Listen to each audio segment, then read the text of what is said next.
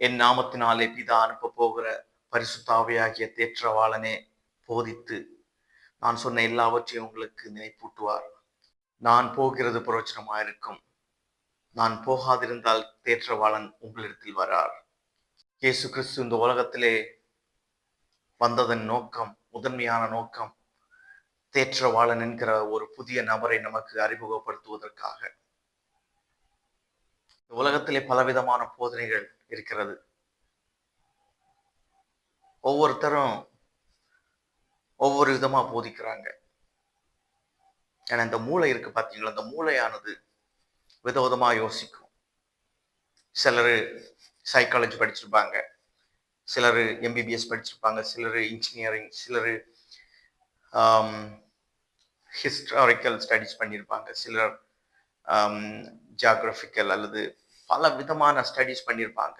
அவங்க ஒவ்வொருடைய அந்த பார்வையும், அவங்களுடைய எக்ஸ்பீரியன்சஸ், அவங்களுடைய அவங்களுடைய அவங்களுடைய பல வருஷ கணக்கான மனசுடைய அந்த ரிசர்ச் கடைசியா தேவனை பற்றி அந்த வேத வசனத்துக்கு ஒரு அர்த்தம் கொடுத்திருக்கும். அது சொல்லும், இதுதான் கரெக்ட், இதுதான் ரைட். அப்படி ஒவ்வொருத்தருக்கும் ஏதோ ஒண்ணுதான் சரியா இருக்கும். அதனால தான் இன்னைக்கு டிஃபரன்சஸ் இன் ஐடியாலஜி, இயேசு கிறிஸ்துவை பற்றியதான அந்த கருத்து ஒவ்வொருத்தருக்கும் வேறுபட்டு இருக்கிறது காரணம். ரோமன் கேத்தலிக்ஸ் ஒன்று சொல்லுவாங்க, சிஎஸ்ஐ இன்னொன்று சொல்லுவாங்க, பெண்டிகாஸ்டல்ஸ் இன்னொன்று சொல்லுவாங்க. கருத்து வேறுபட்டதுக்கு காரணம் என்னன்னு சொன்னா, ஒவ்வொரு மனுஷனுடைய புரிந்து கொள்ளுதலும் வித்தியாசப்பட்டதுனால. இயேசு சொல்றாரு, நான் உங்களுக்கு ஒரு தேற்றவாளனை அனுப்புவேன், உங்களுக்கு ஒரு புதிய தேற்றவாளனை தருவேன். அவர் வந்து உங்களுக்கு போதிப்பார். அவர் நான் சொன்னது எல்லாம் உங்களுக்கு ஞாபகப்படுத்துவார், உங்களுக்கு போதிப்பார், உங்களை சகல சத்தியத்திற்குள்ளே நடத்துவார். ஆனா இதுல கேள்வி என்னன்னா, அவர் ஒவ்வொரு செகண்டும் நம்மளை நடத்துவாரா?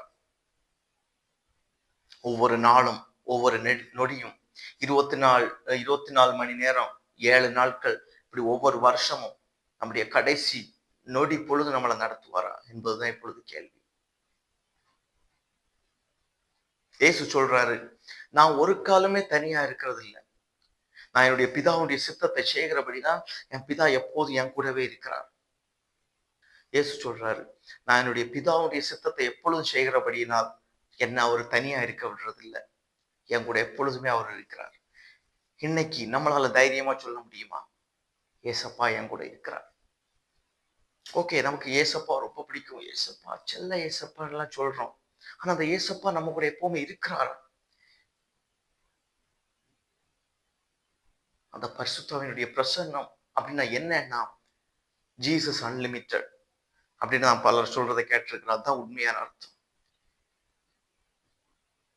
இயேசுவை பின்பற்றுகிறவன் அவர் நடந்தபடியே தானும் நடக்க வேண்டும் அப்படின்னு சொல்லி யோவான் தன்னுடைய நிருபங்கள்ல சொல்லி இருக்கிறார்.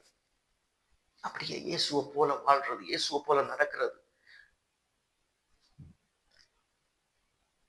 இயேசுவை போல கர்த்தருடைய ஆவியானவர் என் மேல் இருக்கிறார் அப்படின்னு சொல்லிக்கிட்டு ஒவ்வொரு செகண்டும் பரிசுத்தாவியருடைய நிறைவில் நடக்கிறது. நான் அவருடைய சித்தத்தையே செய்கிறபடினால் அவர் என்ன தனியா இருக்க விடுறதில்லை. நாம் அவருடைய சித்தத்தையே செய்யும் போது, அவரையே நம்ம ப்ளீஸ் பண்ண நினைக்கும் போது அவர் நம்ம தனியா இருக்க விடுறதில்லை. அவருடைய பிரசன்ஸ் எப்பொழுது நம்மளை ஃபில் பண்ணிக்கிட்டே இருக்கும். அந்த பரிசுத்த ஆவியானவர், அந்த பரிசுத்த ஆவியானவர் இன்றைக்கு உங்களுடைய வாழ்க்கையிலே வர விரும்புகிறார். நான் அவர்களுக்குள்ளே வாசம் பண்ணி அவர்களுக்குள்ளே உலாவி அவர்கள் தேவனாயிருப்பேன், அவர்களின் ஜனங்களாயிருப்பார்கள்.